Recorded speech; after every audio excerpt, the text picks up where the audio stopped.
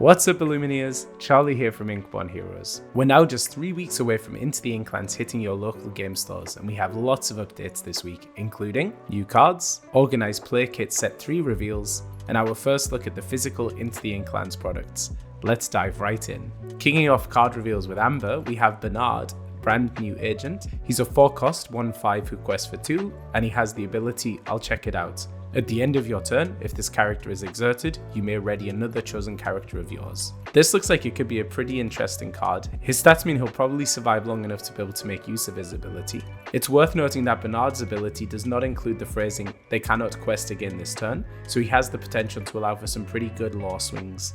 The other half of the Rescue Aid Society, Bianca, joins Bernard this week. This was from the German Lorcana subreddit, so it's a bit low res, and we have to do a little bit of translating here. But she is a 2-cost 2/2 who quests for 1 and has the Singer 4 ability, allowing her to sing 4-cost songs. She pairs nicely with new song additions such as Along Came Zeus, but if you're feeling a bit of deja vu, it's because her stats make her a mirror of Sebastian Court Composer. Sebastian was a card that saw very little play in set 1 and 2, so we'll have to see if there are more 4-cost songs that are going to make these Singer 4s worth it. Cleansing Rainwater is a 2-cost item that can be banished to remove up to 2 damage from each of your characters. This item joins a growing roster of healing items, as well as songs like Hakuna Matata. Outside of healing builds, I'm not sure how relevant this card will be, but hey, the art is gorgeous as ever from Cookie. Tiana's Palace is a 3-cost location with 8 strength, it costs 2 to move a character here, and it generates 1 lore per turn. The nutty thing about this location though is that your characters there cannot be challenged. This will create some super fun interactions.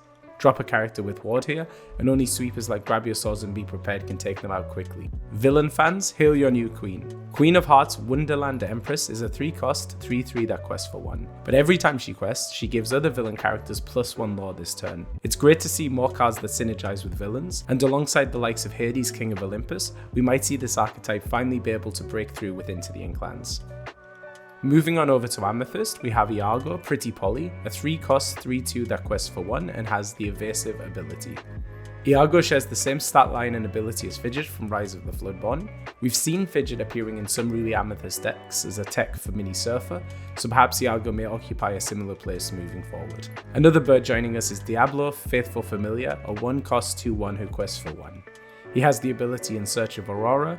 Whenever you play a character named Maleficent, you can look at the top card of your deck, place that card on the top or the bottom of your deck. In decks running Maleficents, this could see some play, being a cheaper replacement for Merlin Squirrel. Hydros, Ice Titan, is a 3-cost 2/2 that quests for 2. His Blizzard ability allows you to exert him to exert a chosen character. This ability makes him very similar to Elsa Snow Queen, a card that has seen limited play so far, but that 2 lore may mean it is a bit more impactful. In Emerald, we have Cursed Merfolk, a 1-cost 0/1 that quests for 2. This card has the Poor Souls ability. Whenever this character is challenged, each opponent chooses and discards a card. The discard archetype in Emerald is certainly getting even stronger with this one. There are currently few ways outside of Steel to deal with this card quickly, so players will most likely have to discard to avoid letting this 2-lore quest run away with the early game. Shenzi is a 4-cost 0/6 that quests for 2. Currently we only have the German version, so the translation may not be 100% correct, but she has the ability I'll Do It Again, giving her +3 strength at locations, and In a Hurry, letting you draw a card each time Shenji challenges a character while at a location. In the super rare slot, this card does feel a little underwhelming, but I suspect we'll see more Lion King and possibly Hyena cards that may buff this one up a bit. Robin Hood Daydreamer is a 6-cost 4/5 that quests for 4. He joins only a handful of other cards such as Mickey BLT, Mim Purple Dragon, and Goofy Night for a Day that quests for this amount, and is the cheapest of the group. It's no understatement to say the art is gorgeous, but we'll have to see whether this card sees play out of some very niche builds. Another non-English reveal, this time from Italy, is Don Carnage, Prince of Pirates, a 5-cost 4/4 that quests for 2. He has the evasive ability, providing a higher statted but lower lore generation to a card such as Ray Firefly. I definitely see this card getting some play in evasive decks and could be a good addition to the green Farsa decks that have been showing up. In Ruby, we have Voyage, a 1-cost action that allows you to move up to 2 characters of yours to the same location for free.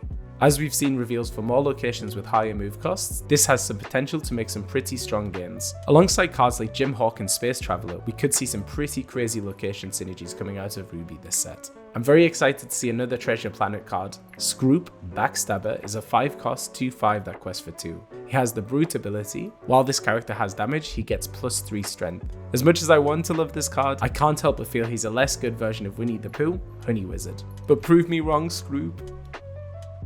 In Sapphire, we have Vault Door, a 4-cost item that gives your locations and character at these locations resist +1. This is the first item we're seeing giving buffs to locations, which is pretty bonkers. This has potential to see some play in location and resist builds in Sapphire. An item like this almost necessitates running some kind of items destruction in your deck, because stackable resist will become quite crazy quite quickly. Belle's House, Maurice's Workshop, is a 1-cost location. It has 6 strength and it costs 2 to move a character here. It has the ability Laboratory. If you have a character here, you pay 1 less to play item. This could be another nice addition to item builds, and alongside the likes of Belle, Inventive Engineer, and Maurice, World Famous Inventor, helps get items out there cheaper or even for free.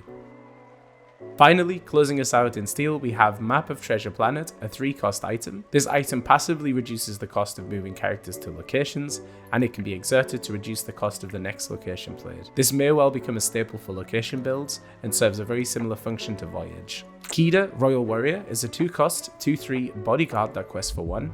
She is the second Kida card announced for Into the Inklands. Her stats and abilities see her occupy a slot very similar to Simba Protective Cub. I'd expect her to see some play, and if we do see a Floodborn Kida, she could be the perfect shift target for her. Another German card now, roughly translated to It's That Way to Olympus, a 1-cost action that gives your characters +3 strength this turn, only when challenging locations. Steel is definitely carving out a niche as a colour to counter locations, and cards like this certainly may see some play. Continuing Steel's location abuse, Rise of the Titans is a 3-cost action that allows you to banish your chosen location or item. This card has a lot of versatility, and being inkable means it can be kept as a tech card if your opponent is running locations or items, or simply inked if they're not. Crush Zeus! Our final card this week and our final Titan is Lithos, Rock Titan, a 4-cost 4/1 that quests for 1. He has resist +2 and can be exerted to give a chosen character +2 resist this turn. This certainly seems like another great addition for those resist builds. Let us know down in the comments what your favourite card reveal of the week was. Now, hot off the presses, we have the reveal of the Organised Play Kit for Set 3. The Set 3 kit includes 3 new pins, 4 new promo cards, a lore counter, and excitingly, card sleeves featuring Dalmatian Puppy, Tailwagger. It's worth calling out that of the promo cards, we're seeing our first song in a League promo card with How Far I'll Go, as well as a location, Jolly Roger, Hook's Ship. For those of you who are unfamiliar with League formats and want to know more, we'll be sharing a video this week explaining all of the ins and outs. Hit the subscribe button so you'll be notified when that drops. Finally, courtesy of Lysa Tan over on X, we have these images coming out of the Nuremberg Toy Fair, which give us our first look at the physical Into the Inklands products. Ravensburger had a full booth at the event with everything on display, and honestly, I'm even more hyped to get my hands on those. We'll be posting product reviews as well as box openings at midnight on launch day, so stay tuned. That was definitely another exciting week of Lorcana. If you enjoyed this video, hit the like button on your way out, and don't forget to subscribe and ring the notification bell to keep updated on all of the latest Lorcana news. Until next time, happy questing!